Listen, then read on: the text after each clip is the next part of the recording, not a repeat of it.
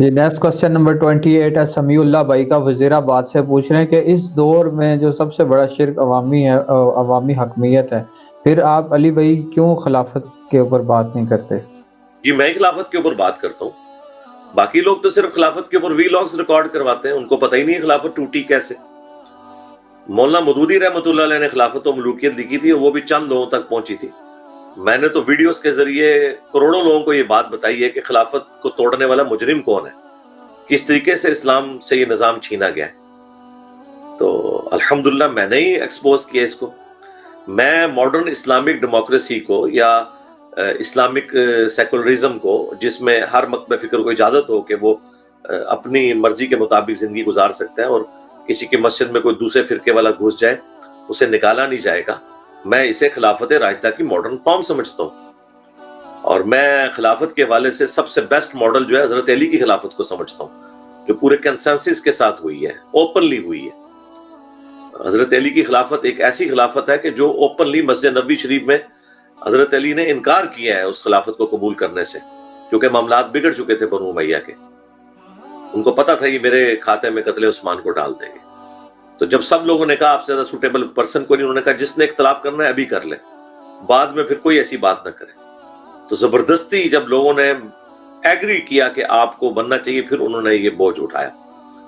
تو اس دور میں قبائلی سسٹم کے اندر قبیلوں کے سردار فیصلہ کرتے تھے اور وہ قبیلے کے سردار کی ووٹ پورے قبیلے کی ووٹ شمار ہوتی تھی۔ اس کی ماڈرن فارم آج کل کی اسلامک ڈیموکریسی ہے، اور اسلامک ڈیموکریسی سے مراد میری وہ والی ڈیموکریسی جس میں حرام اور حلال کا فیصلہ کثرت رائے سے نہیں ہوگا، وہ قرآن و سنت سے ہوگا، حلال کے دائرے کے اندر کثرت رائے دیکھی جائے گی۔ تو الحمدللہ میں ہی بات کرتا ہوں۔ اور یاد رکھیے گا خلافت کی یعنی راستے میں سب سے بڑی جو ہرڈل ہے نا، وہ فرقوں کا اختلاف ہے۔ اللہ نہ کرے کہ بریلویوں کی خلافت قائم ہو جائے، یہ سب سے پہلے تنظیم اسلامی اور جماعت اسلامی کے نا ان کے قیمہ بنائیں گے، وہ قیمہ بھی نہیں ملے گا آپ کو، قبریں بھی ان کی ڈھونڈنی پڑے گی، وہ نہیں ملیں گی، کیونکہ وہ ان کو گستاخ رسول سمجھتے ہیں۔ تو جو خلافت کے نام کے اوپر پوری زندگی لوگوں کا لہو گرماتے رہے، سب سے پہلے خلافت کے شہداء وہ بنیں گے، کیونکہ یہ ملک تو بریلویوں کا ہے، اکثریت تو بریلویوں کی ہے۔ جب تک آپ بریلویوں کو صحیح بات نہیں بتاتے ہیں، وہ ایگری نہیں کرتے ہیں، اس وقت تک آپ کبھی بھی یہ رسک نہیں لے سکتے کہ کوئی کسی مذہبی جماعت کی حکومت یہاں پہ آ جائے۔